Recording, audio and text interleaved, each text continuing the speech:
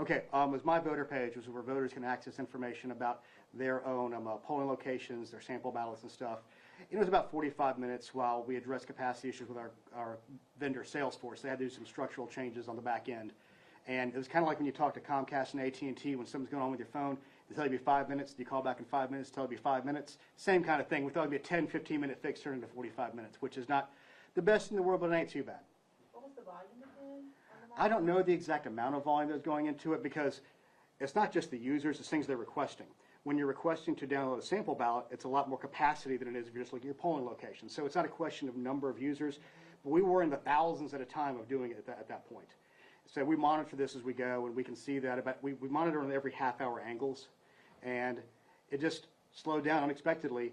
And again, I won't get deep in the weeds on this. It's part of an org, which is part of a pod, and there were other users inside the pod that was taking capacity for processing down, and that's what it was, a series of events that happened all at one time. So it wasn't just our organization, it was other organizations pulling from the same processing power. And again, I'm a liberal arts major from the University of Georgia, so about the best I can explain it.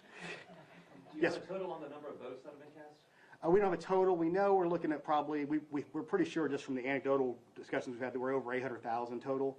So like I said, we're well on a path to break 1 million, which is more than we had in the PPP. Of course, in the PPP, that was already decided. So in this case, we have a lot of local races. There are sheriff's races around the state.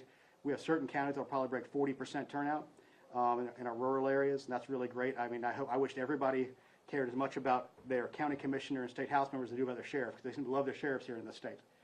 Can you talk about how big this voter turnout is? I know the Secretary of State said earlier this one's bigger than the presidential primary. It's a pretty big turnout for this round. Well, historically compared to other general primaries, it's a little lower because we don't have a governor's race, we don't have a Senate race driving turnout and having the spending on those things. It's ahead of the PPP, the presidential preference primary, but of course when the PPP hit here, everything was all but decided, so not as big of an incentive to show up. Another good thing we've seen so far today is in the presidential preference primary, about 78% of absentee ballots were returned. If you take the ones we've seen that were canceled, which as of early voting was about 1,490 something, plus that's been accepted so far, we were at 71% starting the day. So we have an entire day of processing to go, and I'm hopeful that our communications to folks telling them to go to MVP and see if the ballot's been accepted, and if it hasn't, to go turn out and vote, will help drive that number higher, because we want to make sure everybody's vote is protected. All right, lady, gentlemen, thank you very much, and have a great day.